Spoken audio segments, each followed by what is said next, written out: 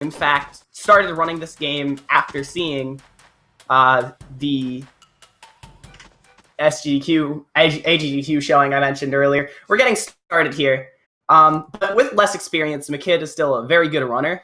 So it's very exciting. As I mentioned earlier, Nacho lost to mckid last time they met in the winner's bracket, so it'll be exciting to see what happens. Looks like both of them had a good pack village, so it's always an indicator, because a lot of people joke about, like, you know, pack village being difficult because of just how short it is, but to be quite frank, you do have to get a pretty good rev roll to actually get through. So it actually can put you to the test sometime. Both of them looking fairly identical.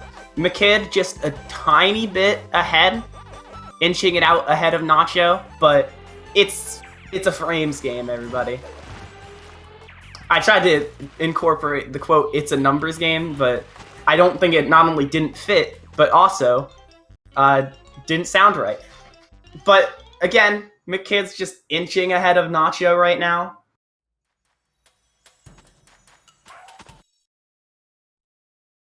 There's a very real chance someone could die here, though.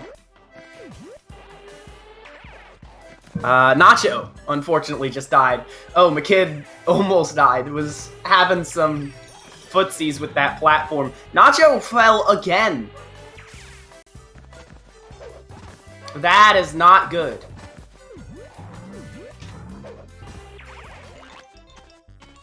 Making it through on the third attempt. mckid making it through the stage deathless. Very well. But that's going to be a very good lead for mckid to have early. Especially because with the PB gap the two have, mckid was probably hoping for something like that. I never got around to saying mckid's PB, and I accidentally closed the leaderboards. But compared to the 41-16 that Nacho has, mckid has a 43-42. Which they do a lot of similar things. mckid getting waterless there, which Nacho's going to go for. In fact, I want to say that mckid's sum of best might be 40, like not even 41, which is a sum of best that's better than world record. So it's not like it's a PB gap that is hugely determined on skill, because there is a lot of things mckid could do to up that. Meanwhile, Nacho, while still having improvements to make, of course, it's speedrunning, is already closer to a top time, obviously. I hope I don't need to explain how that works. I do need to explain how this works, though. It looks like mckid's gonna get a 2-cycle. The thing about Blinky is that when the game is paused, his invincibility frames still cycle. So if you keep the game paused like this, and then get him up against a wall, which he always starts next to a wall, you can bounce between the wall and his hitbox from the outside, because although you're intended to hit him from the inside, he has one from the outside. His hitbox is too large for his model, kinda. And you can get 1 cycle. Looks like mckid had still a little bit of a worse fight, but just being ahead from Canyon Chaos keeps him ahead going into Between Woods, where we see a major skip. Now, apparently, mckid has an unsubmitted 38, which is 5 seconds better than the time I mentioned earlier. 4 seconds. I don't know, but it's the PB. So, as you can see here, a decent portion of the level was skipped by rolling at a box into the camera and hitting a platform that is usually later in the level. It's not a skip that's that hard, despite it looking kind of tricky, because you don't see you're going against the camera, which you do a lot in this game. The camera in this game is not fantastic, but a lot of things in this game you can get by just looking or learning. This game doesn't have much RNG, actually, so that not only is talking about bosses, but also talking about in the ways level works. In fact, a lot of cycles exist in this game. So being high level means that you not only have to just like be good at the movement, but you have to be consistent, because 1 second time loss in this part of the level could mean like an extra 5 later. The treetops, I'd probably say, is a very big showcase of how bad cycles can be. Although there is a much more infamous level right near the end of the game with some cycles in it that are very tough, including a cycle that has only ever been made 3 times, and only one of those times on NTSC, which is what these two are using right now. Looks like both of them failed Pacifist. The best option when it comes to that bear isn't actually to kill it, it's to bonk onto it with your roll, and then use that time to break out. But if you miss that, you have to kill it. McKid did bonk the bear, but bonked it right in the ramp, like right on the ramp. So he had to kill it anyway. And Nacho just missed the roll. But the two are going to leave the level. Still about the same-ish gap from the last level, so consistency. This level has quite a few things to keep track of. The first thing is we're going to skip the initial climb by dodging a kill plane to get to a bonus area early. And that sends us later in the level. And then we're going to go down this slide by butt bouncing, which moves us really fast down the slide. That's true for a lot of slides, but you won't see that because it becomes uncontrollable. Oh, McKid's going to do a bedoing skip there. Meanwhile, Nacho's just going to go across them the normal way. Now, McKid's Chrome Ball ran out, but he kept full health because the Chrome Ball also gives you invincibility. You want to get across these logs without having to get the other Chrome Ball since it's really slow. And then when you do that, you can just do a skip to a later part in the level instead of having to hit the button, the blue button that you might have seen right before that jump where, once again, the camera doesn't cooperate. That's a theme with skips in this game. Some of them can look natural, so if you do a jump and the camera is funky, the game probably didn't intend for that jump to happen. But both of them are going to be getting out of the level here. I think Nacho's getting some time back from McKid, which is good. Keeping the race close. But we'll see how Inky treats them. Inky is usually fairly easy. As long as you roll off the right parts of the platform, not much can go wrong here. McKid's problem, I'm kind of forgetting. Like, honestly, in the 10 seconds it's happened, I don't understand. Inky's one of those bosses where you just get him wrong sometimes. Should be easy, but sometimes not the case. But that puts Nacho in the lead going into the ice, which is where the game really picks up. Levels are going to get a lot longer. They're going to get a lot more difficult. Starting with Ice River Run.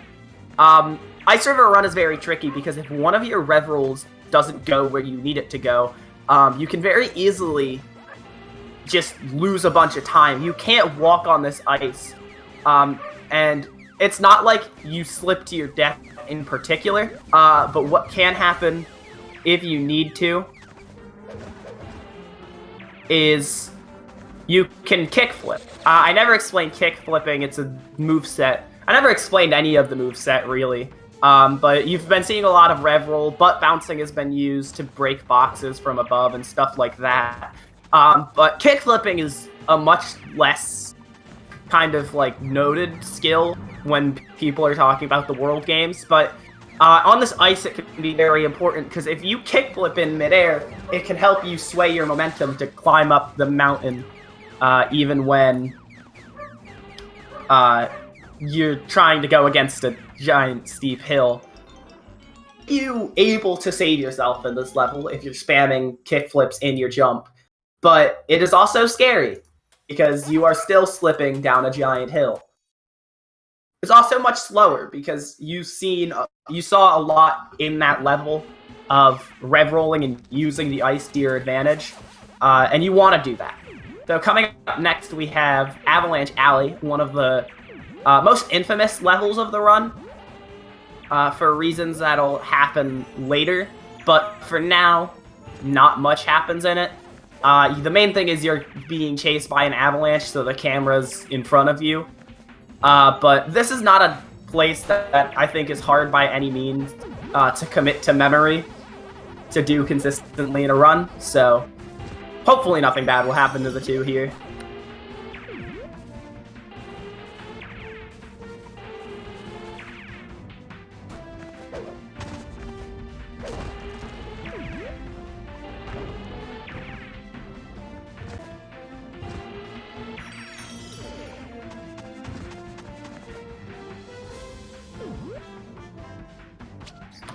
Alright, so now we're gonna very soon get introduced to one of the major things about this level and what can make it difficult, and that is gonna be called a wind roll, or a wind boost, depending on who you ask. Usually a wind roll is more common.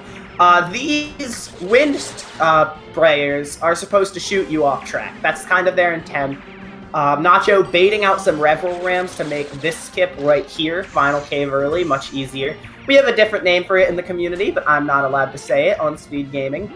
Just a reminder to try and keep chat as family-friendly as possible.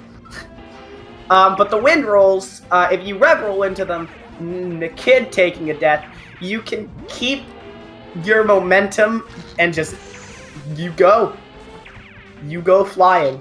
Nacho's gonna save some time by skipping a pack dot chain here.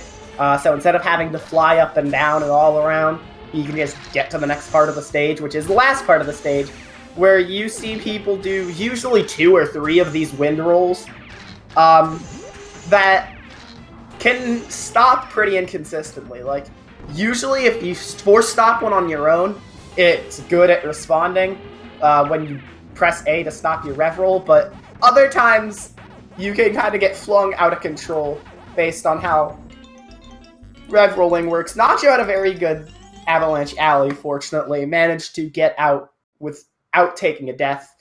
We'll see McKid here go into the last wind roll of the level, which is a usually infamous one, accidentally sliding on the ice, so doesn't get the wind roll at all. I suppose that's better than dying to it. Nacho now going to move on to Blade Mountain. Blade Mountain is a fairly long level, and not much happens in it. The thing with Blade Mountain is that you're on ice skates. So you're not moving the way you normally move, you're just using ice skates. You want to keep Pac-Man's hands behind his body, like that. You can't force that pose, obviously, but it's a pose that signals that he's at his top speed. A lot of people will also try and break these boxes that usually have items in them, just because it's actually somewhat common that if you jump on the ramp and don't hit those boxes, you will bonk into the boxes and die in the water below them. It's a very unfortunate way to lose a life or a run.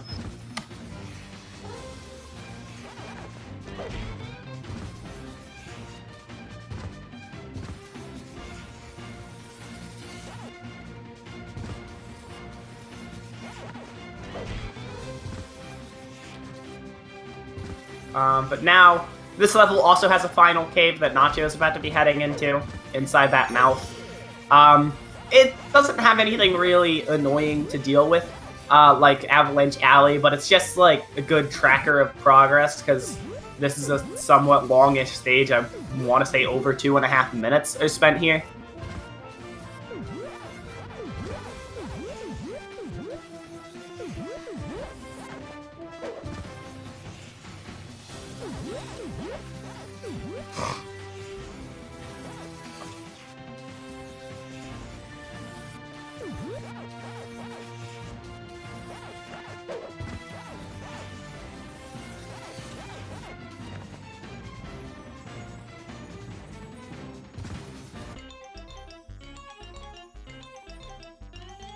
Very nice finish. So now Nacho is going to be heading into another boss. This is going to be Pinky. And Pinky is much harder than Inky, but has the same general gist that you want to rev roll. The thing about Pinky is that her movement pattern is much different, and on later parts of the fight she needs 3 hits. So you can't kind of do the exact same stack. You want to do a similar thing because she always moves just like that every time in every phase. So you can get it down, which Nacho did a very good job with. Let's see how McKid does here.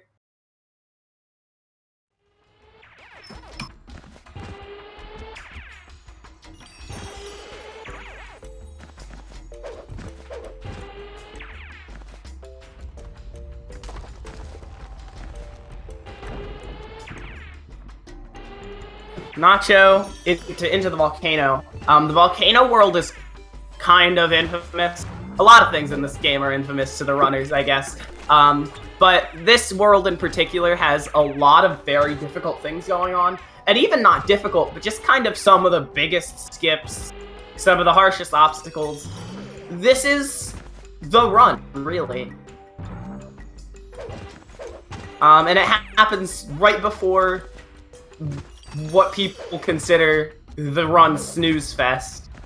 So it's kind of like your last obstacle before you can coast a little bit and just think to yourself before the end of the game. McKid getting through Pinky. We'll see how they do compared to Nacho, who's already fairly late into the volcano.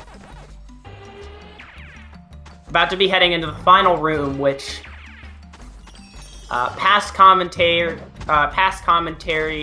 streams in this tournament obligate me to bring up. This room doesn't exist in the Japanese version of the game. When I said the two runners here were both playing on NTSC, I specifically meant the US version of the game.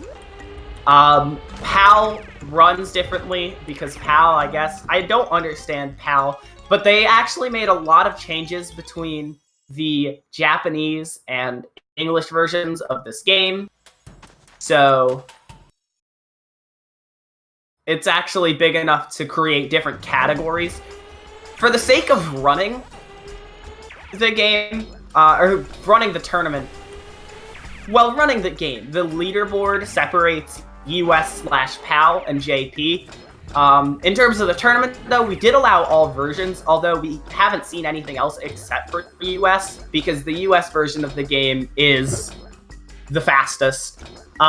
Japanese has some really good changes, and probably would be fastest if there was a GameCube version of it, or really just like any other version, which the GameCube version is the fastest, by the way. US 1.2.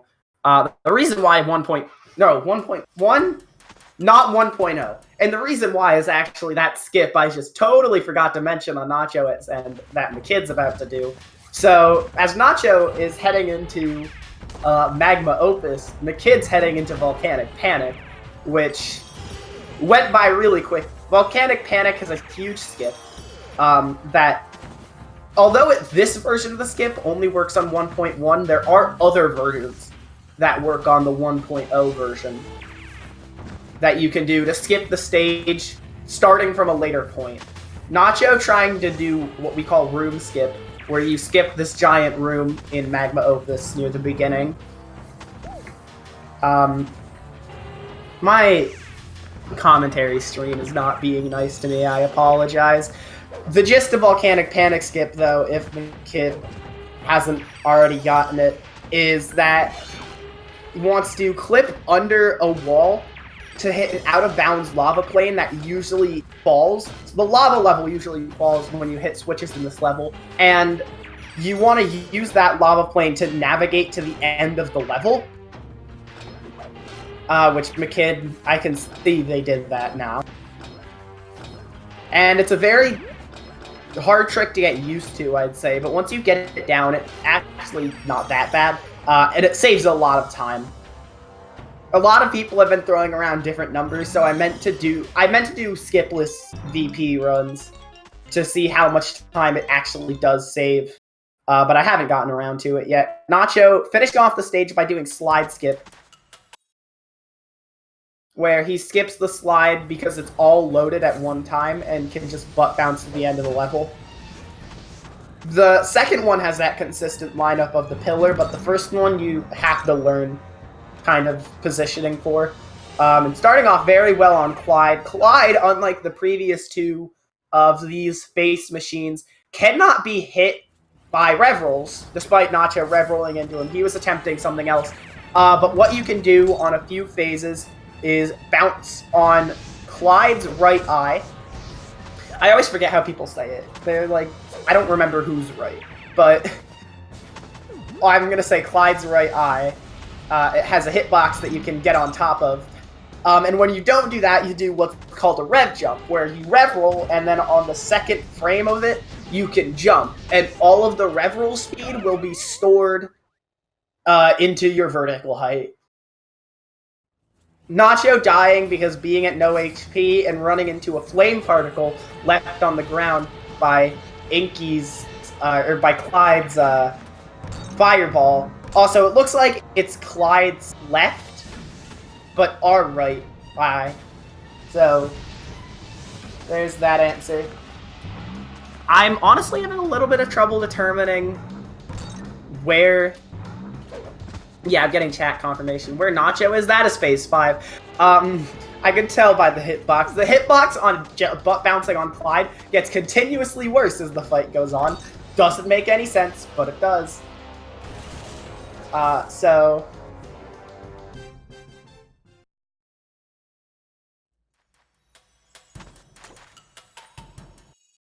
Now, Nacho kind of gets a break, if you want to say. The next 2 levels are going to be very simple levels where you can do things to speed them up, but for the most part, you're just pressing B in a pattern in order to make your character do this spin attack that helps you move forward faster.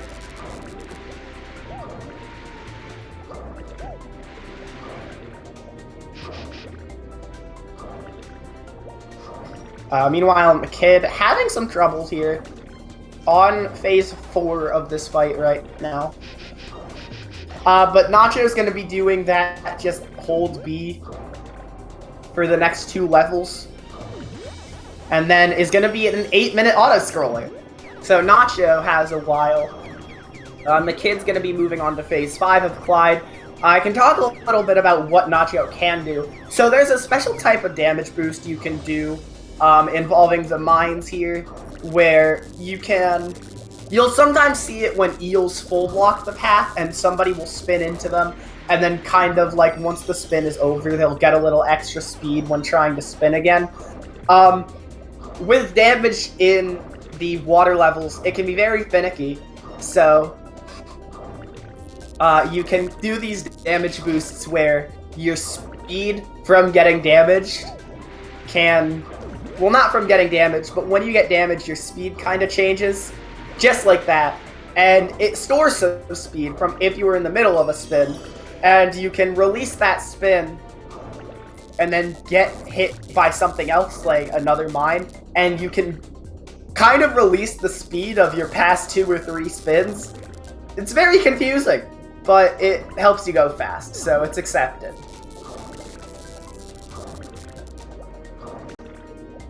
McKid getting a good one there.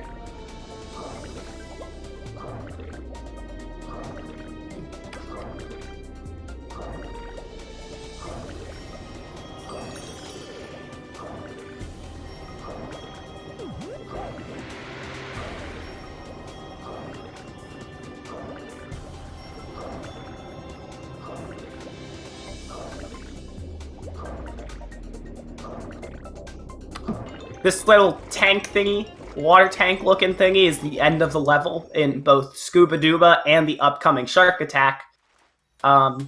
Usually if you see the Galaxian in a water level, you'll know you're near the end of it.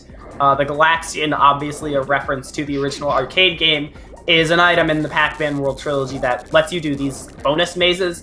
Although the fruits usually don't do anything in this run, with one exception, you don't see people collect Galaxians, because the second you do, you're transported into a traditional Pac-Man maze, and it wastes time. So, like, even in this level, where some people will try and collect as much as possible, flex, you don't see it. Because you actually have to complete the maze to get the Galaxian.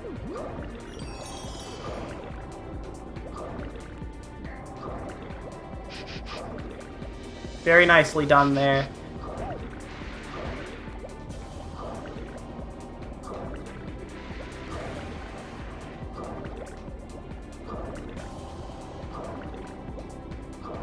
So yeah, there's the Galaxian on the left for McKid. So McKid is very nearly done with Scuba Duba here.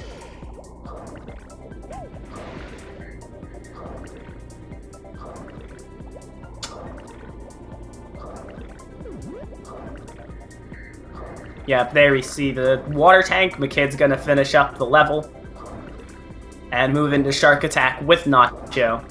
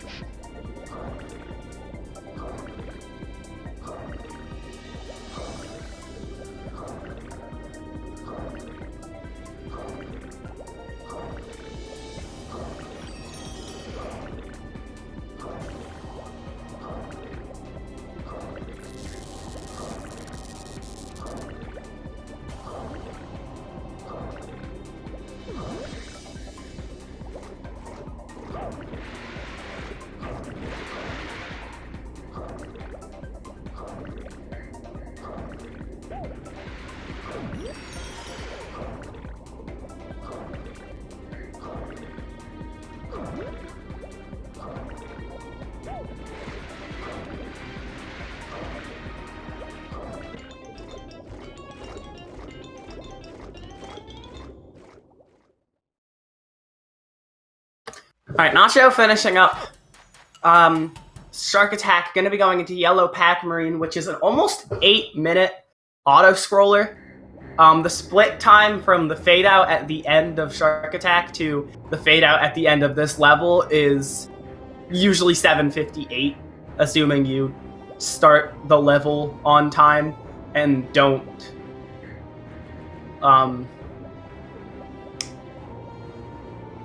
die. I was forgetting the word. The way this level is generated is very strange.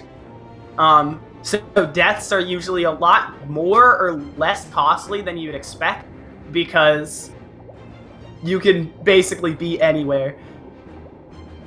But it's usually not that bad. Well, it's really bad, but like not that bad. Like you don't have to do half the stage, because there are like a decent number of checkpoints in this stage.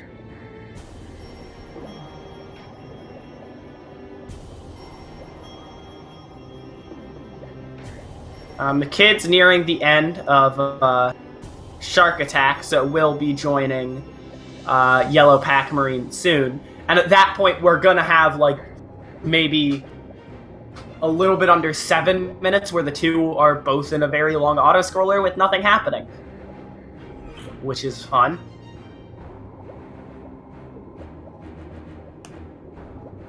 Yep, there's the finish.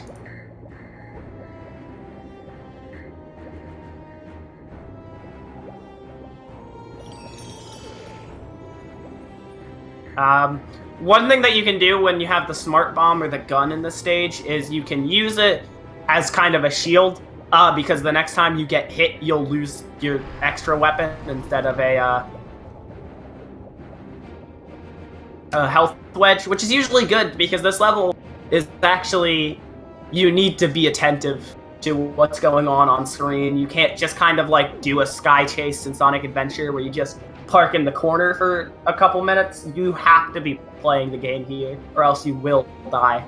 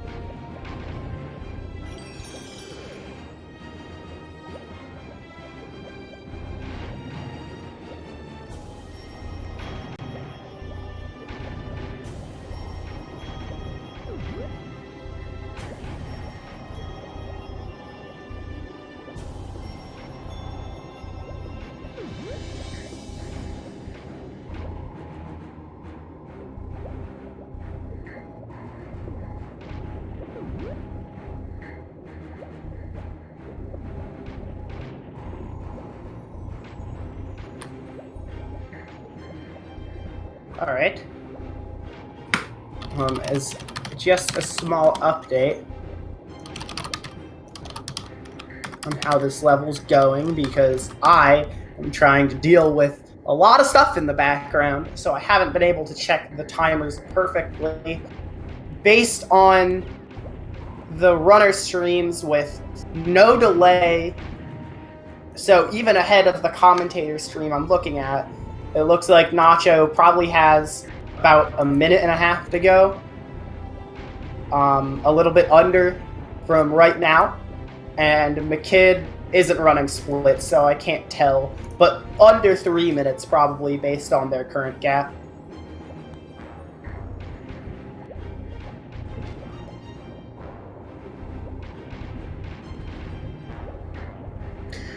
Collecting all cherries.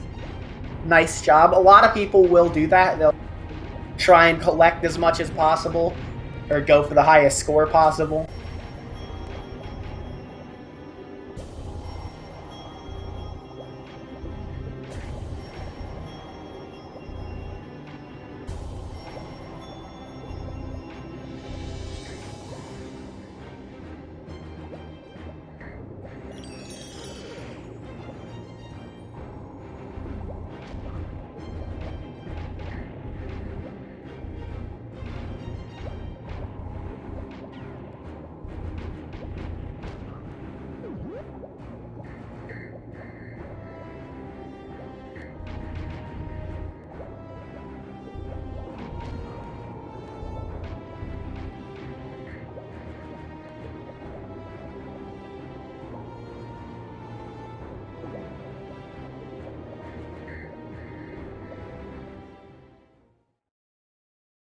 Alright, there's Nacho closing out the level. McKid's going to be doing so in maybe a minute-ish tops. But now, Nacho is Mega Wave, who is very difficult. Nacho is most likely going to be trying to get a 1 cycle on this boss. What you need to do is you need to shoot 9 propellers at a 9 torpedoes at a propeller, my bad, to break it. But with a very specific setup, you can actually break all 4 propellers in 1 cycle. We'll see what Nacho gets here. Misses the bottom right propeller, which is usually the initial one you want to hit. So maybe started firing a little bit too late, or maybe started movement a little bit too high up, but still managed to get 3 hits. So, gonna get a 2 cycle. Still, which isn't that bad.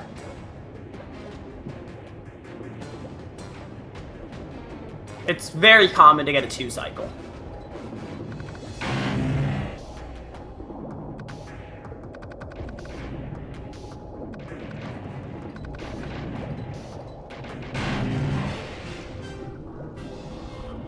There we go. Very nice 2 cycle there.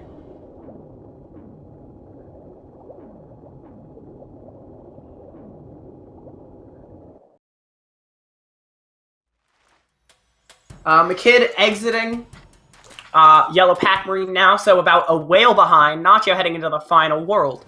The first level in this world brings back skating from Blade Mountain, except this time it's roller skates. Haunted Boardwalk is kind of similar to Blade Mountain in that it's very long, very linear, and the physics are funky but fun. Puts the fun in funky. This level does get difficult, though, and the checkpoints here are few and far between, so it's fairly dangerous. Alright, McKid getting 3 propellers, 2 cycle, so 3-1 pattern, just like Nacho did. Missed the bottom left propeller this time, which is usually the last one you want to hit, so was a little bit too slow on hitting the, on getting there. Usually based on what propeller a person missed, if they missed 1 cycle, you can kind of just diagnose what the problem was. But not finishing off that propeller yet, has to wait for it to move. There it is. Very nicely done. Gonna be joining Nacho and Haunted Boardwalk shortly, so they're gonna be in the same level.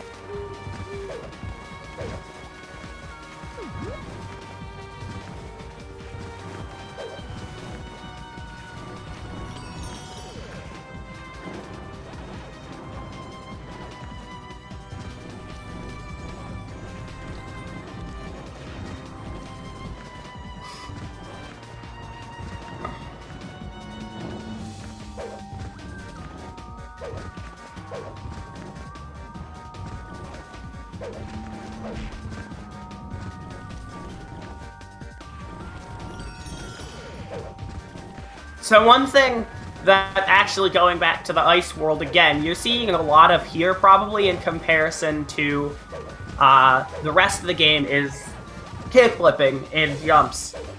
Some people like the sound, and it doesn't waste time to do here because you can't rev roll on skates. But there is a legitimately good reason to be kickflipping a lot, and that is to control your height. When you kickflip, the where you are in your jump when you do the kickflip becomes the peak of your jump. So you just start losing height after the kickflip. And that can be very good to control your jump height so that you can make a lot of these jumps with enough space to make the next one. And if you haven't noticed, ever since the first checkpoints, these platforms have been falling. So it's been very good to control where you land so that the platforms will fall at an angle that can actually make the next jump possible. You know, if you land in the front of a platform, it's going to fall forward. Which means the front part is going to be way farther down. Night crawling, fairly basic level here. It is the only level in the game where fruit actually matter. So Nacho is going to have to pick up a apple, and I'm forgetting what the second one is. It's either a strawberry or a cherry. My mind is blanking. I want to say it's a strawberry, but fortunately both of them are fairly on the way. Nacho broke a box with an apple right at the beginning. A lot of stuff throughout this game has been in these fruit chests, where you need to have a certain fruit in order to open them. This level has two platforms, a Bedoing and a switch to activate a moving platform, stashed inside fruit chests. So you need to fruit, an apple, and a cherry in order to successfully finish the stage. And we haven't found a skip for it, but it wastes barely any time to get the fruit, so it's not like it matters. Although finding a skip would be finding a skip, so I bet it would be cool. But other than that, and platform cycles are a very important stage, so it's very good to be playing this stage well. You have to be just kind of aware to grab the fruit. Very good bat kill. That bat has an apple, and a lot of people have trouble killing in like 100% stuff. Not making that cycle, that's the cycle that's only ever been made once on the version of the game that these people are running on. And I think that, if I recall correctly, the two people that have made the cycle on PAL are the two people racing right now. McKid taking a death right at the beginning of Night Crawling. But yeah, two people have made the cycle on PAL, and that is these two racers. But only one person has made it on NTSCU, and that is, the current world record holder, Roos SR. Heading on to the last level before the final boss, Ghost Bayou is infamous to a lot of casual players of this game for being a very difficult to navigate maze that was very confusing and caused a lot of unneeded pain right before the end of the game. This level is still fairly difficult in a run, but because we're going to be skipping a large portion of it, Nacho taking a death right at the first roll of the skip. The first thing you want to do is you want to sequence break onto a later part of the level by rev rolling under the bridge there to get on the platform, and that skips a lot already, but from there we can skip more. After a little bit of navigating, what Nacho's gonna swap onto this pathway. This pathway is actually the one that usually leads to the end of the stage. However, the Pac chain to get to the very middle of the maze isn't available. Nacho needs to hit this button to activate it, and then needs to start heading back the other way on the same platform, and that Pac chain appears to take Nacho directly to the end of the stage. One more skip to do, though. At the end of the Pac chain like this, there's going to be 8 frames before the game considers Nacho actually falling, and he can do a jump in those 8 frames, and that can happen a lot in terms of like a ledge state when you're walking off a ledge and other stuff like that, and it's called an 8 frame because you have 8 frames to jump in midair. However, you might have seen Nacho was stuck for a few seconds after those cutscenes before he could finish the level. Wait skip is where you can skip that by jumping using the 8 frame jump and hitting where the end of the level would be after the cutscenes, before the cutscenes, and then once the cutscenes are done, the level's just immediately over. Spooky here, Nacho gets a perfect stun lock on phase 1, which you want to do by just kick flipping at the right time, and then intentionally dies to set Spooky back up in the same position to restart his phase 2 cutscene, so that he can just get the same stun lock. Doing great so far, but phase 3 is a bit trickier. It's almost impossible for a human to get that third phase stun lock, just like they did on phase 1 and 2. So he has to do chases for third and fourth hits. Fortunately, Nacho did a great job and manages to take the victory against mckiddyguys with a 43-23. Very good run. The kid's going to be finishing up Ghost Bayou here, and we'll see if we can get Nacho here for a post-race interview. We have Nacho here for a post-race interview. Hello. Hello. And congratulations. How do you feel? Oh my god, my heart's shaking. My heart's shaking. Like, I had no idea where McKid is, and that Ghost Bayou, I thought for sure that did me in. I thought he was gonna caught me right at the last second. You're Nacho. McKid literally just finished Ghost Bayou with a 44 on the dot split. Oh, okay. So I was about to enter Spooky. Nice. So we'll see how it goes. You had a really good Spooky, speaking of which. Yeah, like, I was like in full concentration, but I'm like, please don't screw it up. Like, yeah. I had no idea where McKid is, so I thought he was like right beside me, so I wanted to make sure I didn't screw it up. It was a rough race. You fell behind at the beginning, obviously. Oh my. Two Canyon Chaos deaths. For some reason, I was mashing start at the beginning of Canyon Chaos. Don't ask me why. Like, muscle memory just like went out the window. But you started saving time over him in subsequent levels, just with better gameplay. Yeah. And by the time you hit Avalanche Alley, I think you were a little bit ahead, just like a tiny bit ahead exiting Ice River Run. And then McKid had a death in Avalanche Alley. Ooh. And just finishing now with 45-16. Very good job. You were kind of ahead ever since Avalanche Alley, though, yeah.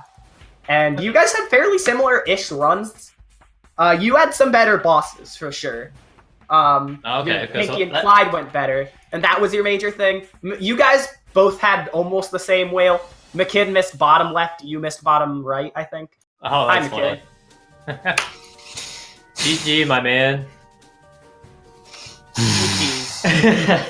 Yeah, how do you feel about that? I don't want to talk about it right now. Oh, jeez. Yeah, it was GG. Some things were rough. Still got 45. Still got 45, and I mean, hey. If I didn't have a bad Pinky and a bad Clyde, I probably could have beat you. Because I had the worst Pinky ever, and then Clyde was just kind of average. Yeah. Still pulling another 45. Yeah. I mean, I had no idea where you were, so I was scared of you the entire time. I almost had one cycle. I'm just saying that right now. I almost had one cycle whale. Yeah, same. Because I practiced it for like an hour and I got it like 5 times both sessions and I didn't get it. And I'm depressed that I wasn't the first one to get it. So, you'll be facing off Frogs. Yeah, you'll be facing off Frogs in the grand finals. Yay! Yeah, third place for me in the tourney. Smiley face. Yeah, you got third place. That's still really good. I got last. Man. You tied last. That's true. I tied last with someone. I think Sai, maybe? Sai, yes, you're right. Yeah. I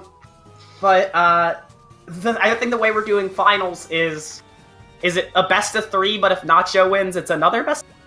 Correct. Yeah, so... how do you feel about having to do possibly two rounds of best of 3 against Frogs to win? Well, if we do it Sunday, I have to make sure I do laundry in between. Because it's going to be a long day. Well, I doubt you guys are going to do both of the best of 3s back to back, right? I kind of hope to, but we'll see. Well, we can schedule it, I guess, and then if you don't need a second one, I don't know. We'll see what happens. Yeah. But it's gonna be exciting.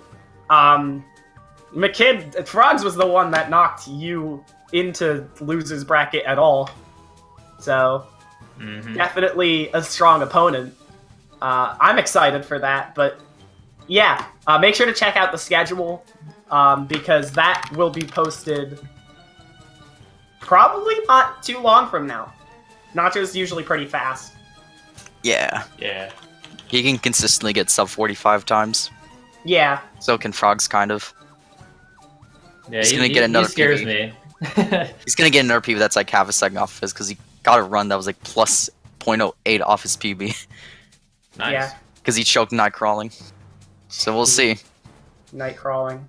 And also Yeah. that night crawling death, I should ask about that. I don't know You what was died up in with night that. crawling? I died in the beginning. I rev rolled across. Aw. I rev rolled over the bridge somehow.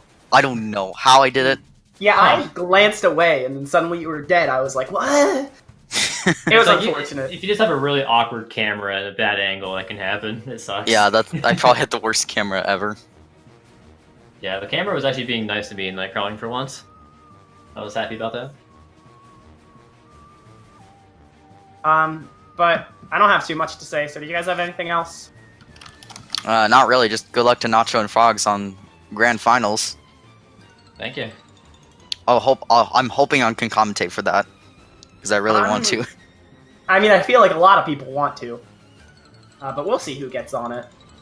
Mm-hmm. We'll see. I can't say too much other than follow these two runners. Yeah. The kid, you're probably gonna be streaming a lot of this, like playing it. Well, probably not anymore since I lost because I want to do other speed games, but Oh, okay. I'll do this as my main speed game. But I want to I stream. don't know what other else you run. What are you gonna get into? Do you think? Not sure. I have Mort the Chicken. I actually bought a copy of that Oh, game. boy. I want to. yes. I'm excited to learn that. And Oh, that's funny. And, probably yeah. Crash Twin Sandy. Maybe some other games to get into.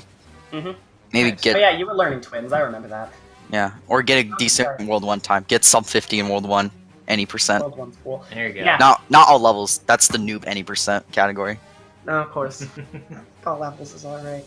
And then Nacho, of course, you have to prepare for these grand finals. But you're also a Right. part of the Kirby Nightmare Dreamland. Yes, I And am. also 189 in this category in this game. Yeah, I got 189 into a marathon, so that'll be fun too. I'm hyped for that. Yeah. So, good luck to both of you in whatever you decide to do. Again, follow both, please. And follow Lori. She is an awesome commentator. Thank you very much. Thank you. Mm. Speaking of what I mentioned with your tournament, Nacho, I'm probably Follow me and gonna Nacho play- because we're both good runners. Yes, you guys both are. But speaking of what you were doing, Nacho, yeah, if you want to follow me, please feel free. I'm about to play Kirby. Nice. Is that one of your matches? No, I have 2 matches tomorrow. Oh, okay. So I want to practice. But Go look at those. thank you. But yeah, no, I don't have too much to say other than anymore. So thanks for coming out for this race, and I hope to see you at the grand finals. Yep. Thanks for watching, guys.